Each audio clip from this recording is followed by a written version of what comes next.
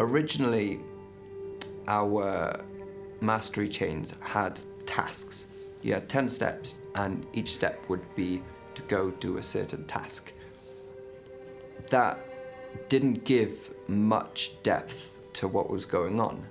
So we've added a lot more steps, and each of those tasks, or each of those 10 steps, now have a contained adventure within them. And that adventure, each one of those, has a story.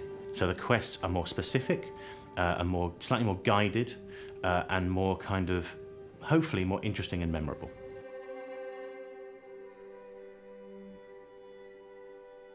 So the blueprint system, if I like a quick summary of it, is a way for players to create designs or schematics and then sell them for other players to buy and then place on their islands to construct themselves using their own materials. So we introduced blueprints because we want to support user-generated content as much as possible.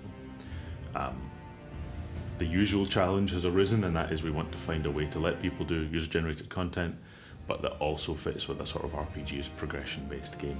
Blueprints seem like a really good fit for that goal. Some people will enjoy the process of building stuff, some people will enjoy the process of taking that build and actually constructing it. It should also mean that for people that want to build something cool but are not feeling inspired, they can use blueprints as a starting point or as something to do the job for them effectively.